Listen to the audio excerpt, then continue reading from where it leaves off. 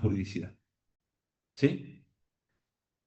Supongamos que en la legítima defensa una persona es atacada a golpes por un tercero sin haber provocado la situación de agresión y se defiende de manera proporcional utilizando golpes de puño, ¿sí? O algún elemento contundente que tenga a su alcance que represente una proporción semejante a lo que estaba recibiendo.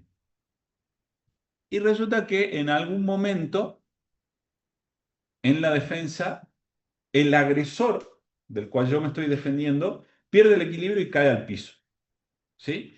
Y cuando cae al piso ya en una situación de indefensión, se continúa, bajo la creencia que estamos amparados en la causa de justificación, con la defensa de alguien que a ese momento ya había cesado en el ataque, ¿ok? Y se lo golpea con el pie en su cabeza y se le produce una conmoción cerebral. Todo eso representa un exceso que va más allá o supera el ámbito de tutela que excluye la situación de justificación, que produce la eliminación de la antijuridicidad y por tanto los elementos que siguen. No hay culpabilidad, no hay reprochabilidad. Ese exceso, ¿cómo se trata a nivel del derecho penal, en el ámbito del proceso penal? ¿Trae alguna consecuencia o queda amparado por el ámbito de la justificación o de la autorización legal para actuar? Pero, ok, no necesariamente que el origen haya sido lícito, sino que tiene que ver con algo más. ¿Hasta dónde la persona encontró un amparo legal y en qué momento se rompió ese límite para pasar a una agresión? ¿Se entiende? Entonces, ¿hasta dónde llega el ámbito de cobertura legal y desde dónde, identificado ese momento, ese instante, ese hecho, actúa en exceso por fuera? Sí, pero ojo con eso. No confundamos porque estamos hablando de legítima defensa. ¿Sí? Cuando ya no hay ningún procedimiento aceptado. Claro, desde el momento. Es que no es un riesgo inminente, es un riesgo que se ha realizado en los hechos. No, bueno, Porque pero vos, ponele, vos sos mi agresora. Ya me golpeaste. Y yo me defiendo de vos. pero ya estoy en el piso. O sea, no hay Ok, entonces, acuérdense, algo que yo les dije, que esto es un elemento importante para que ustedes tengan en cuenta. Para el derecho penal, salvo en el delito continuado, ¿sí? O aquello que produce efectos de carácter permanente o extendidos en el tiempo, los delitos de comisión cuya acción se agota en la producción del resultado, para el derecho penal lo que se estudia, hablando en el proceso penal, es la foto del momento de producción del resultado. ¿Se acuerdan de esto? Sí. Entonces, pongamos el hecho clásico o el delito clásico de efecto instantáneo, el homicidio. ¿Sí? ¿Cuándo se consuma el delito de homicidio? Cuando la víctima muere, pierde la vida. ¿Sí? Todo lo anterior, si no se consigue el resultado muerte, como algo negativo, no es un acto preparativo. Puede ocurrir que sea una tentativa. ¿Se entiende? Porque los actos preparatorios, como vos bien decís, consisten en la selección de medios que te habiliten desarrollar la acción tendiente al logro de un resultado. Por ejemplo, si vos querés matar a una persona de un disparo, tenés que tener un arma, pero además de tener un arma, tenés que tener los proyectiles para cargarla y eventualmente disparar el proyectil. Si a esa persona la querés envenenar, tenés que conseguir un veneno, ¿sí? Si eventualmente se produce a través del uso de un elemento contundente, pues tendrás que seleccionar el elemento contundente. Y habrá que ver en los actos preparatorios cuáles comienzan a afectar determinado bien jurídico y cuáles están fuera del ámbito de criminalización secundaria. Entonces, en este caso sería un delito. Veremos. Sería considerado como una influencia, digamos, ya se proporcional. No, la pena, digamos. no, porque en rigor de verdad, en el ejemplo este de que ella me ataca a mí, yo me defiendo, se cae al piso y le doy una patada en la cabeza y le produzco una conmoción cerebral, no podemos hablar de imprudencia, porque el hecho de patearla en el piso implica considerar que yo estoy manifestando una voluntad interior de causarle un daño. ¿Por qué? Para eliminar a mi oponente. ¿Se entiende? Sería como un abuso del derecho en esa circunstancia, en ese pedacito. Hay un abuso en las circunstancias de justificación. Sin duda hay un contenido doloroso. Por eso yo le refuto al compañero lo que él acaba de decir. Hablar de un error directo, ¿Por qué habría un error? A ver. porque yo pensaba que estaba amparado por la norma. ¿Hasta dónde? Con continuar ahí. Puede ocurrir. Pero pericia mediante Sí. se determina de que vos estás en uso pleno de tus facultades, que tenés un nivel educativo determinado, un uso del lenguaje, una consideración de la realidad conforme a un estándar social determinado, ¿sí? Culturalmente no estás condicionado, ¿sí? Y eventualmente te pongo algo, dame un segundo, te pongo algo adicional. Soy una persona que practica algún deporte de contacto, ¿sí? Taekwondo, karate, kickboxing, MMA, el que ustedes quieran, no importa, ¿sí? Pero tiene conocimiento de pelea, sí. No podría. Un segundo, volvé que no te escuché. Al pegarlo, al patearlo ya donde está el piso hay una voluntad. Claro. Pero esa voluntad no podría estar oscurecida o de alguna forma por la misma reacción, por esto de que se estaba defendiendo. La parte Suponte un estado de emoción violenta. Lo interpreto por ahí a lo que vos me estás sugiriendo. Sí, evidentemente podría darse esa circunstancia. Por esto es importante la foto, ¿sí? Es como inmortalizar o volverlo permanente al momento de análisis en cuanto a evidencias o producción de pruebas para valorar si eventualmente existió esta circunstancia que vos me planteás. Entonces, Podría estar amparado en una causa de justificación o de eliminación de la culpabilidad ex post al momento de la justificación, porque la legítima defensa llega hasta un determinado momento. Lo que pasa con posterioridad eventualmente podría tener una línea de corte o estar concatenada con lo que vos me estás planteando, pero debería analizarse en el caso concreto si se dan estas dos circunstancias, como para considerar que, por favor, pueden silenciar. Si se dan estas dos circunstancias que permitirían disminuir el juicio de reproche, como bien vos dijiste hace un rato, o aplicarlo de manera alternativa. Por eso mi primera pregunta fue, ¿cómo responde el derecho penal frente a este supuesto de exceso, en el caso del ejemplo, en la legítima defensa? Es racional, es medida de defensa, ¿no? Está bien, pero ahí estás analizando la legítima defensa dentro del ámbito de amparo legal para actuar y defenderte. Pero nosotros estamos hablando de un momento posterior. Sí.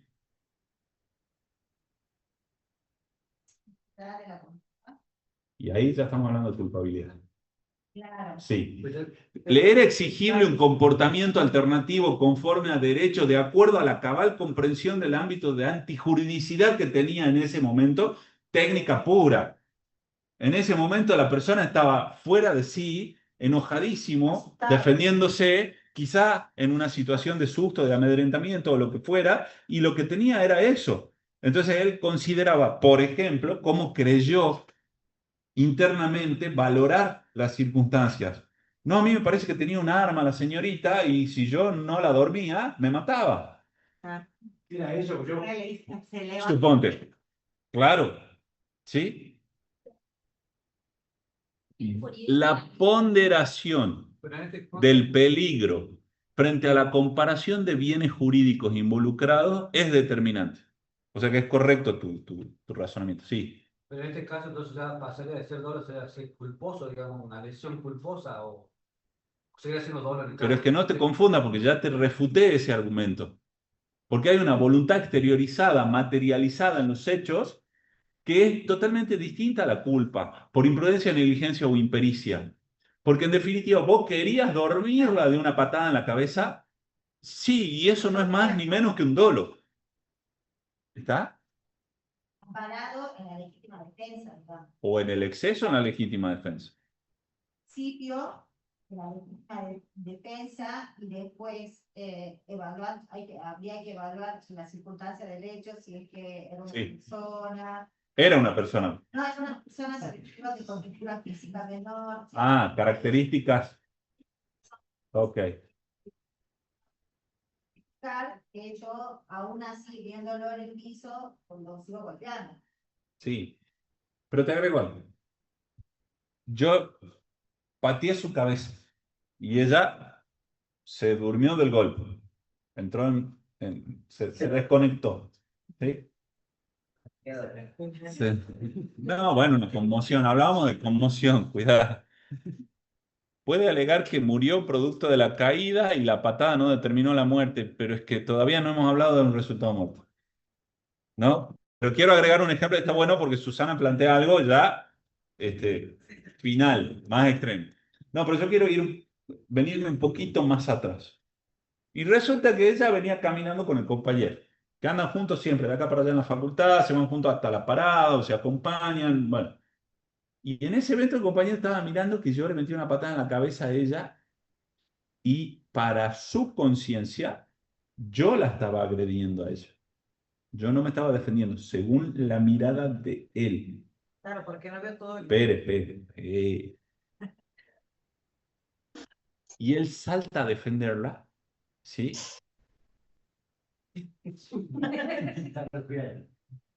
Por favor, pueden silenciar, muchas gracias. Y él, en una reacción, levanta algún elemento contundente del piso y me golpea a mí en la cabeza y me duele. ¿Ok? Entonces él está actuando en legítima defensa de un tercero, en su creencia. ¿Sí? Ok. Pero resulta que antes de esto había una situación de legítima defensa mía que desbordó el ámbito de cobertura del permiso legal para actuar, y cuando yo la pateo, él recién ve ese acto de la patada y la defiende. Él está amparado por el ámbito de protección o del permiso para actuar en la valoración de legítima defensa. Alguien dijo que no. Yo quiero escuchar a los que dijeron que no. Porque no es una agresión ilegítima. ¿Vos dijiste que no? Vos te estás defendiendo primero con la patada. Ok. Ilegítima. Pero viste que yo fui muy cauteloso en la descripción. Sí. Se lo vio todo el contexto. Yo solamente... Ahí viene tu parte, ¿correcto? Yo solamente vio ese momento nada más, entonces sí están para... Está convencido, está defendiendo más.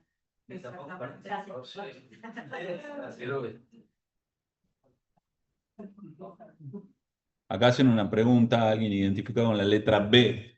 ¿Qué sucede si por el mismo miedo a que me siga atacando, prefiero pegarle aún estando en el piso? Es justamente lo que estamos desarrollando. ¿Sí? Él o yo, claro. O ella o yo. Tremendo, ¿no? Sí, perdón. Defender el bien jurídico, pero con racionalidad. Bueno, hay tres elementos y allá el compañero los estaba diciendo. El primero es proporcionalidad del medio empleado.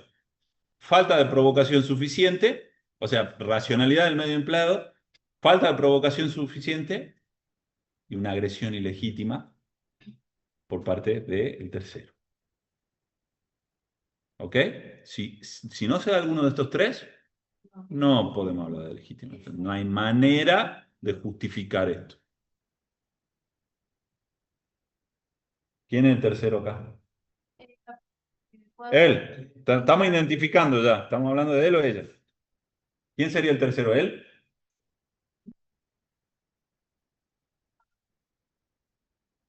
Ok. Sí vino por curioso, ¿no?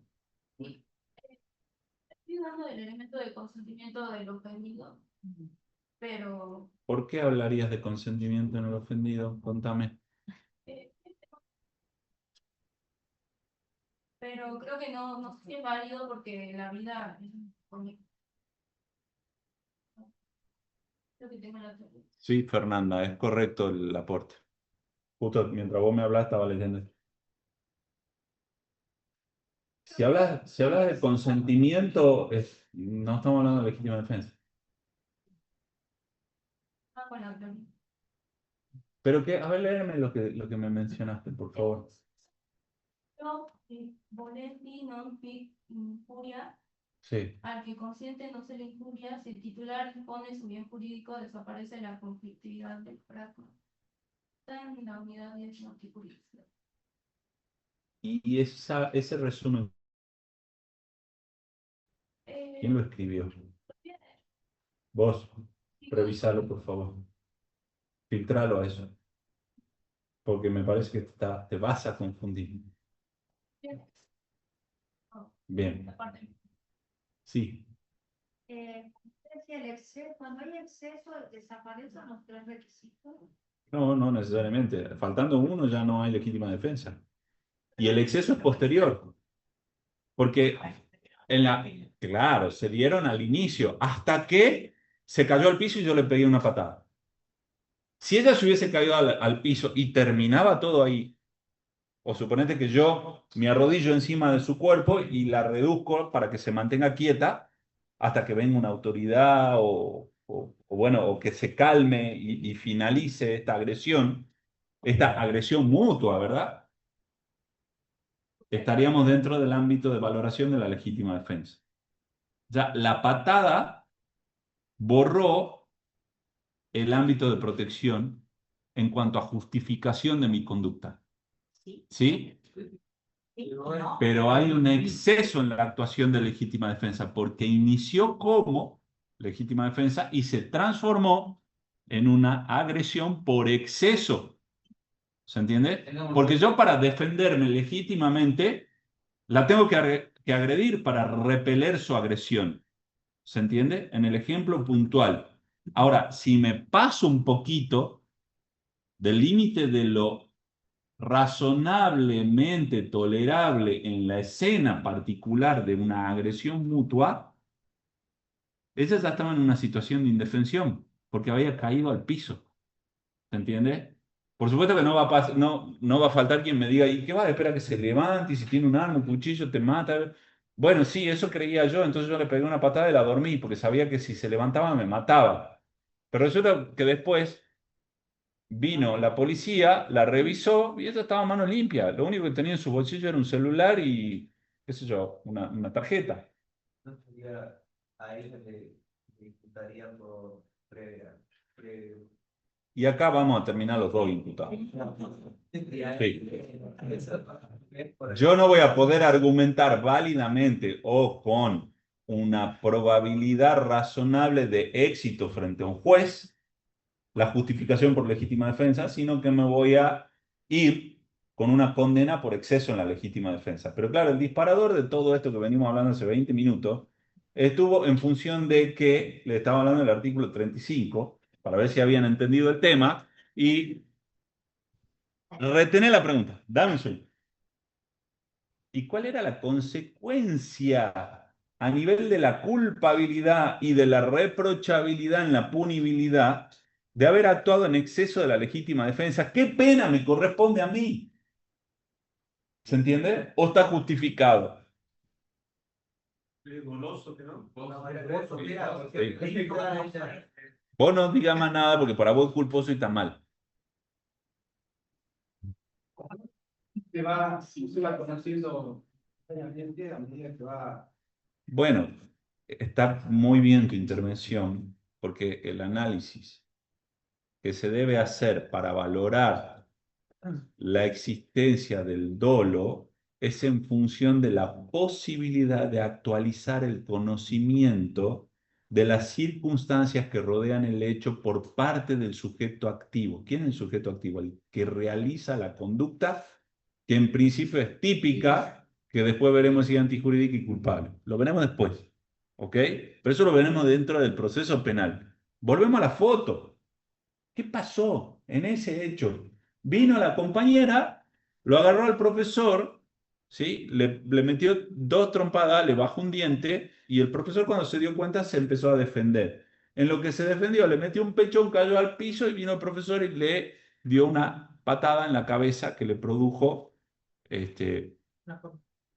sí, eso después en el hospital determinaron que tenía una conmoción cerebral. ¿Sí? En ese caso, si la persona llegara, en su caso, a morir, la legítima defensa sería o sea, en ese exceso ya, ¿no? Sería un atenuante, ya no habría. Justamente lo que nosotros tenemos que responder es eso. No podemos hablar de un reproche pleno. ¿Se entiende? No, porque inicia la situación fue la agresión primera. Que está cubierta hasta que no se puede, o sea, La respuesta que yo intento que ustedes me den es qué hacemos con el después del hasta. Lo que pasó después de hasta. Hasta acá. Y de ahí para allá, ¿qué? Para el derecho penal. ¿Hay un atenuante? Veremos. Los detractores que le decían que no a coro a ella, los quiero escuchar. No, no, no, decían, mientras ella hablaba. ¿Viste cómo estoy enfrentando los grupos, no? Se está haciendo un Boca River acá. Vamos. Es decir, si la persona... Ya lo vimos. Porque sí, en el aspecto subjetivo del tipo estamos hablando de un accionar doloso por exceso en la legítima defensa. Porque no hay exceso en la legítima defensa culposa. Llamaron. ¿Prestaste atención a lo que dije? Sí. ¿Qué dije? No, estaba leyendo acá. ¿Te das cuenta? No hay posibilidad de considerar un exceso en la legítima defensa culposa. No hay manera.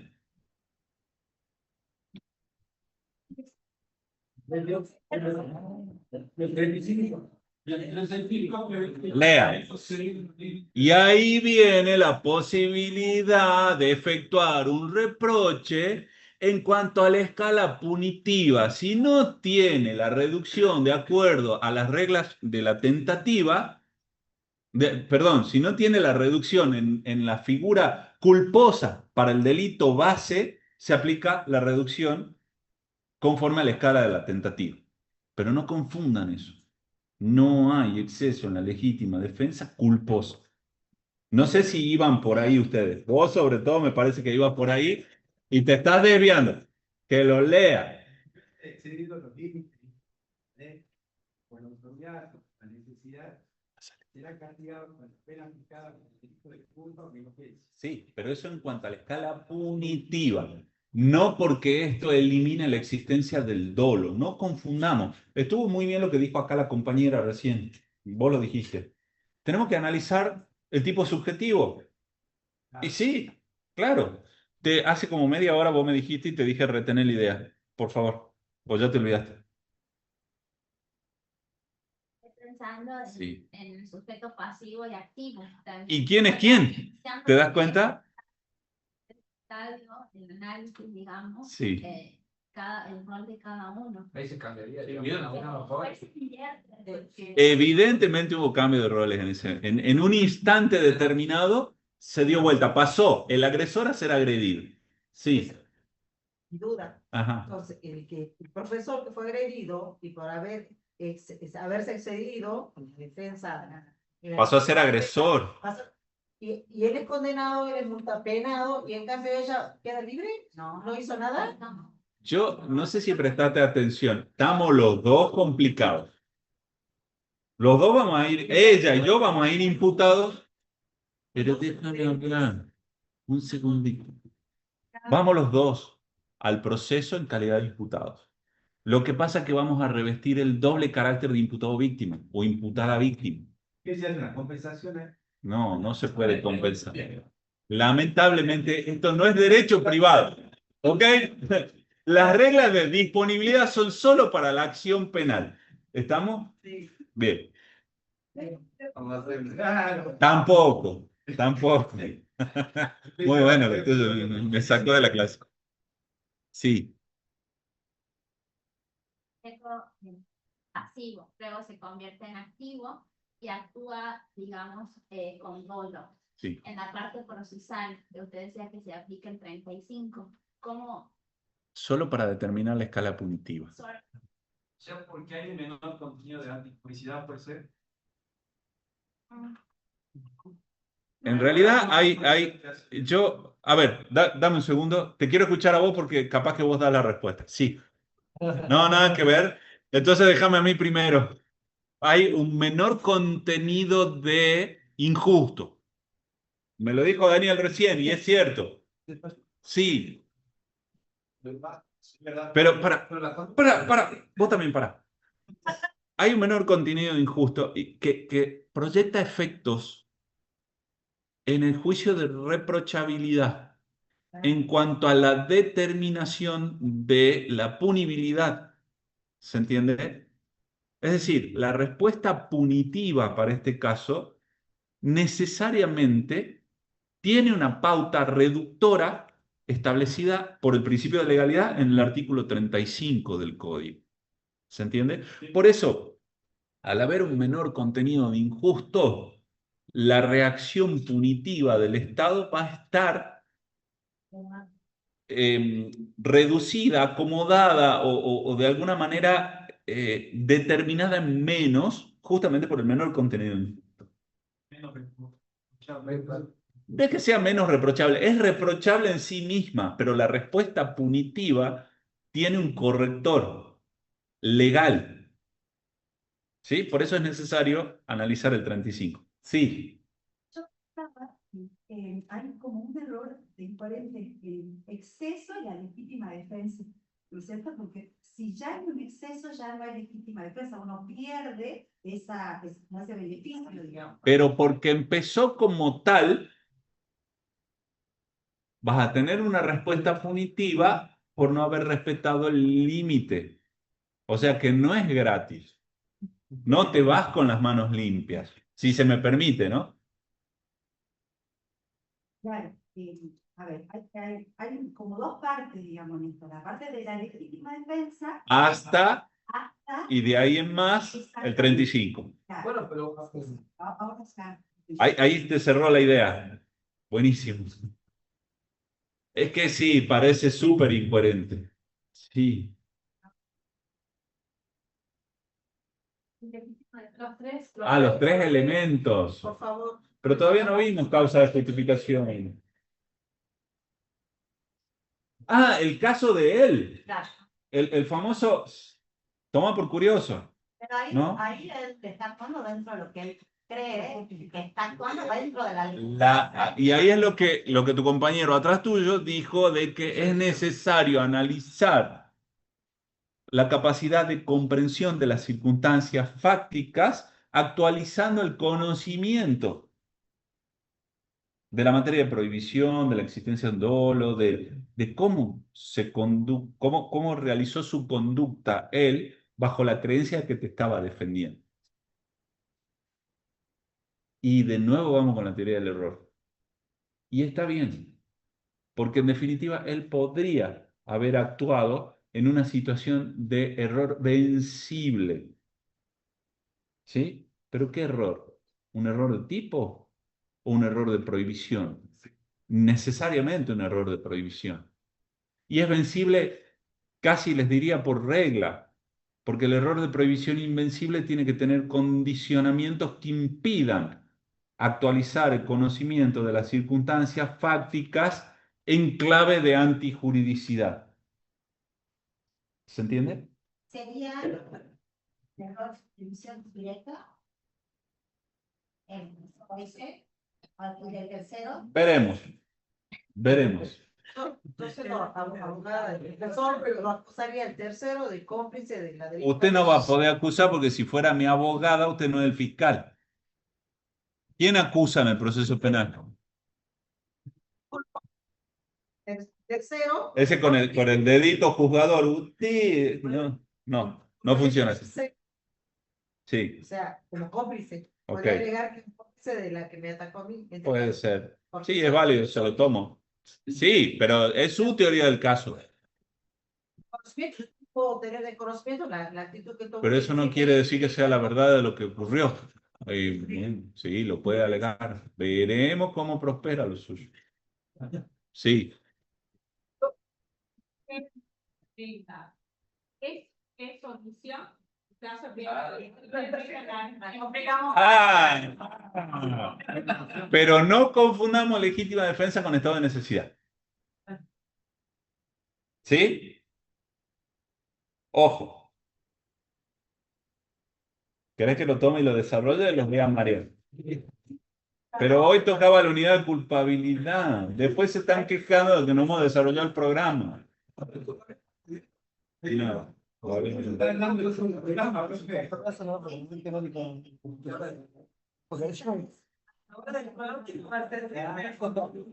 Sí, yo sí. ¿Cómo? No, pero la hice yo. Yo les tiré lo del 35 porque ustedes se quedaron mudos cuando dije, ¿entendieron? Toda la unidad de antijuridicidad calladitos estaban, incluso en el aula virtual. Pero está grabada, ¿no la vio la clase del doctor Espinací? No pasó tanto. ¿No la subieron? El PowerPoint El Power lo subió, pero la clase no. no me pasó. ¿Qué pasó, che? Bueno, ya le voy a preguntar a los chicos abajo a ver. Bueno. Ya quiere cerrar.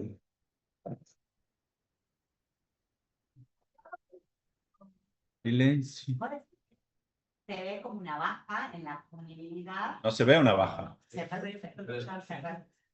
¿Sí? Esto viene dado, ¿por qué? Porque inicialmente justamente fue una provocación. Allá la compañera que está atrás te va a explicar porque ya lo entendió perfecto, dice.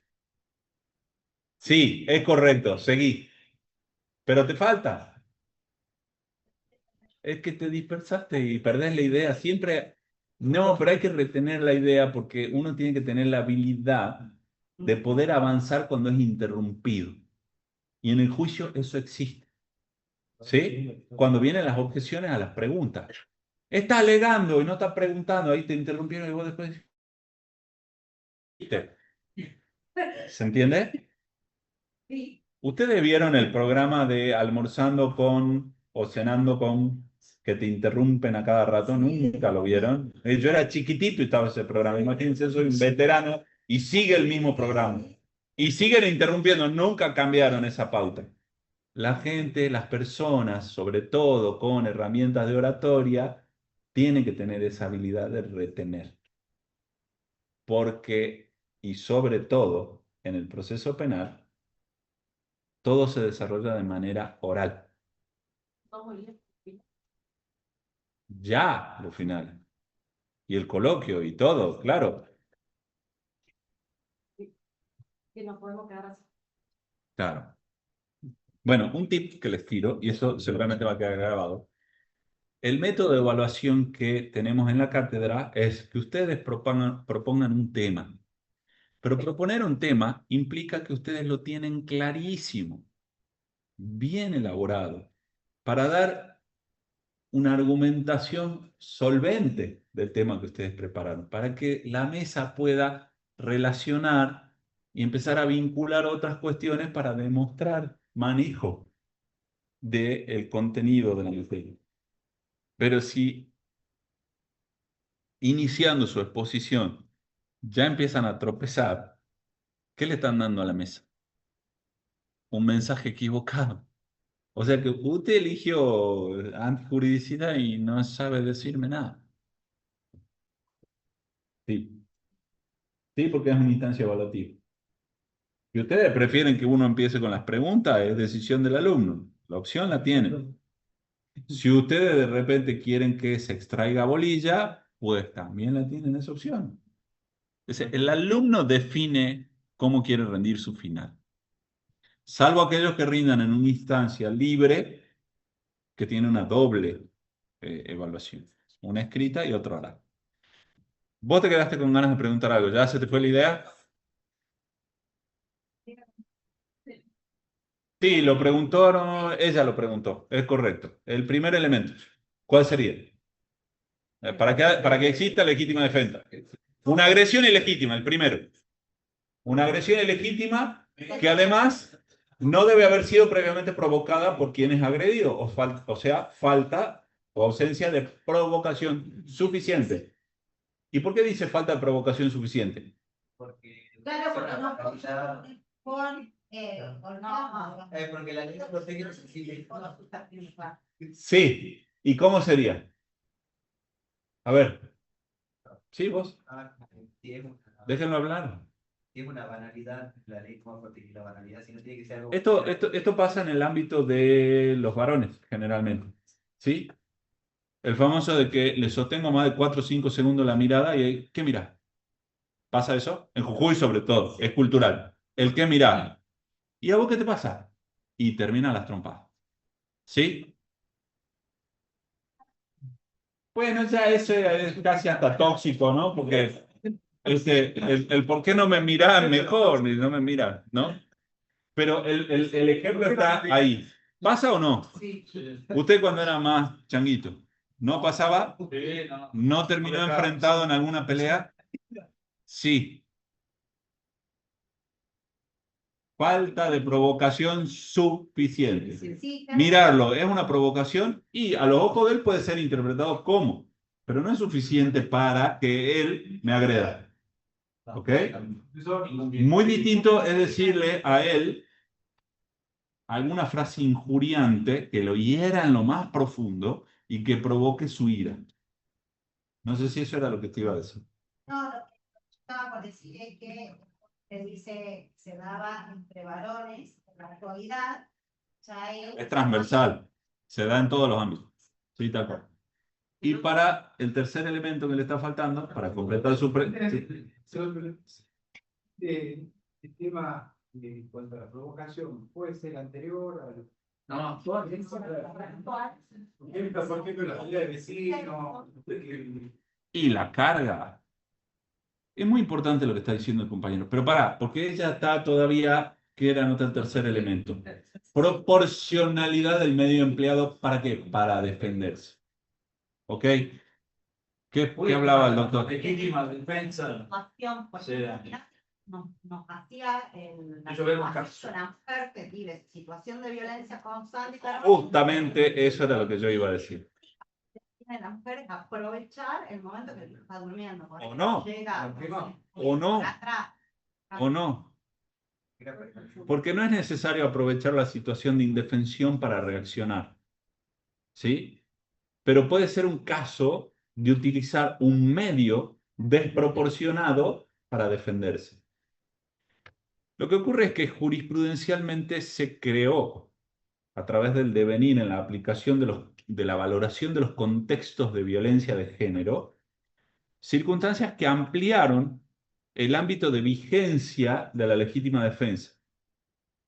Pero en causas a donde mujeres víctimas de violencia, sobre todo de violencia doméstica, en la cual de alguna manera se transforma en permanente o se perpetúa las desigualdades estructurales, ¿sí?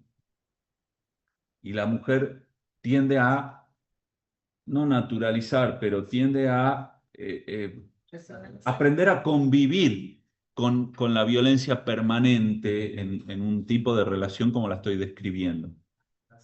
Pero, no sé, yo no lo llamaría porque sería una deficiencia desde el análisis psicológico, sin duda, pero no me quiero meter en ámbitos fuera del derecho. Y la jurisprudencia ha receptado, de manera positiva, a mi entender, supuestos en los cuales valora circunstancias previas de agresiones ilegítimas con una reacción muy posterior a la primera agresión o a la última agresión, cuando hubo una acreditación de un contexto violento. Por eso en materia de prueba vemos la foto del hecho, pero también vemos el contexto. ¿Sí? Y es obligación de las partes presentarlo en esa medida. En particular en los casos donde hay violencia de género, del que estamos hablando. Entonces, de repente, una mujer que esperó, esto que vos decías que lo puede haber presentado el doctor Marco, a que su agresor, su pareja, se duerma y le vierte una jarra de agua hirviendo en la zona genital.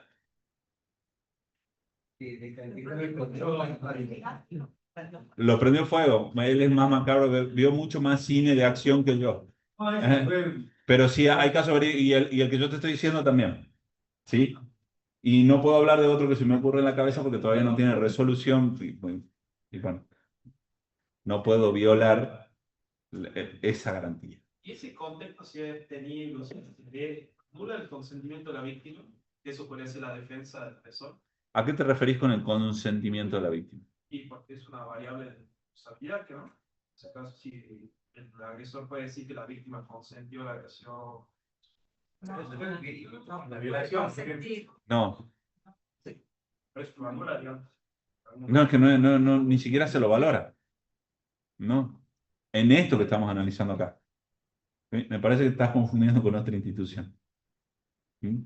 Quiere decir entonces, profe, perdón que lo interrumpa, que se actualiza esa inminente agresión a Y puede ser culposo, parecía. No, Te estoy haciendo una broma, dale. en ese caso de la mujer, no, o sea, a ver, cuando la jurisprudencia tiene que ser una agresión, por decirlo así, actual, inminente, para poder uno reaccionar. Justamente esta es la explicación. Se extiende el ámbito de valoración, que no sería una actualización constante, existe un contexto de violencia permanente, reiterada. Sistemáticamente hay acciones violentas desde un agresor hacia una víctima. Y esta víctima no pierde su calidad de víctima por la inexistencia de una agresión actual, sino que ya viene en un contexto de agresión reiterada. Y su reacción a esas agresiones sistemáticas, previas, permanentes, repetitivas, fue, bueno, y esta es mi oportunidad.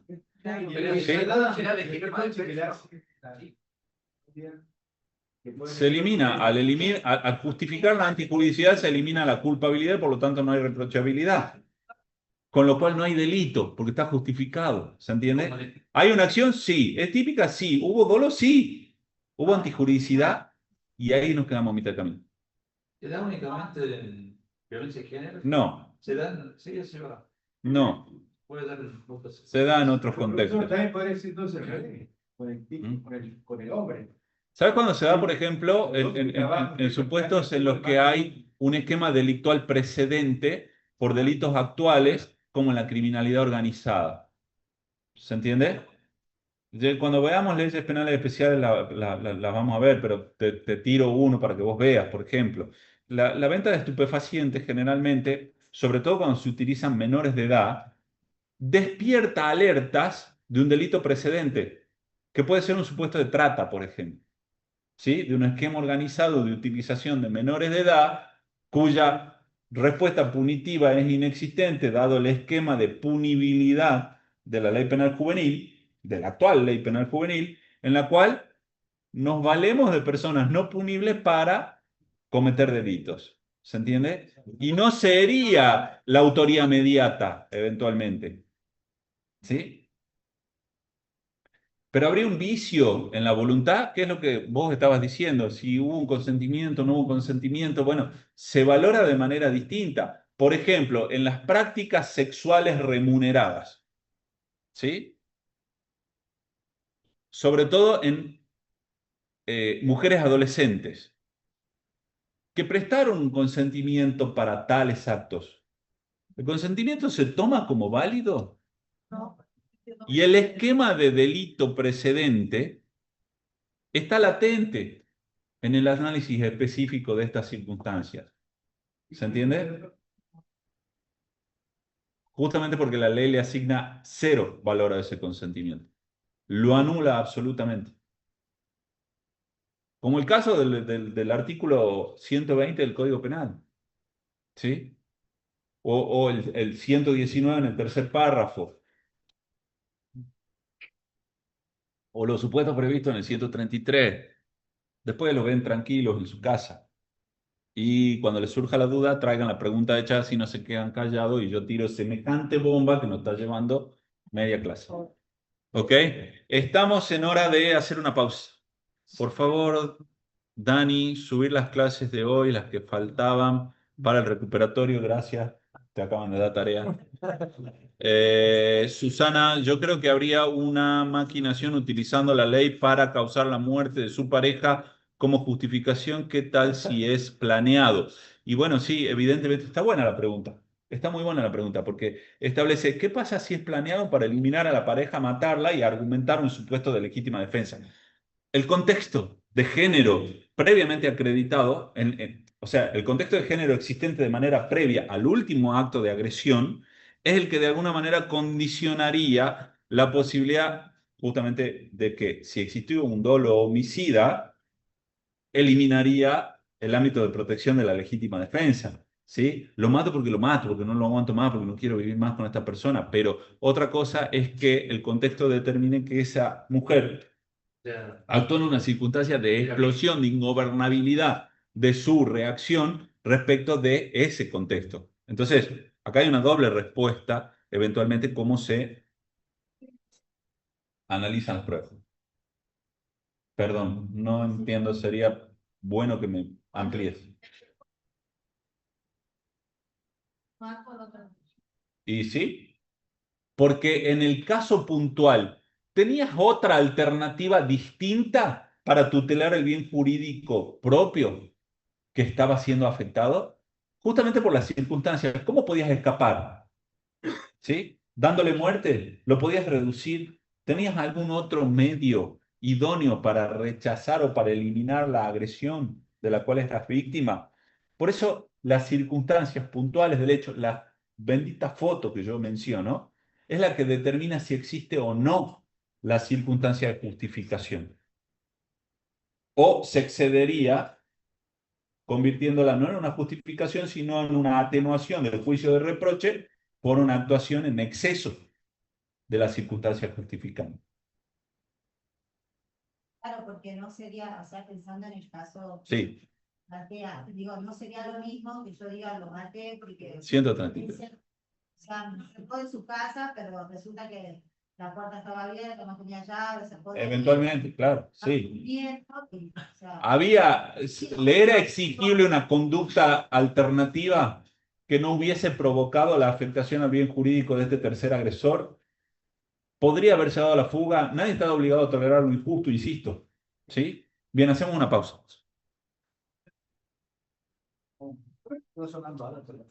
Ya un segundo. Recording stopped.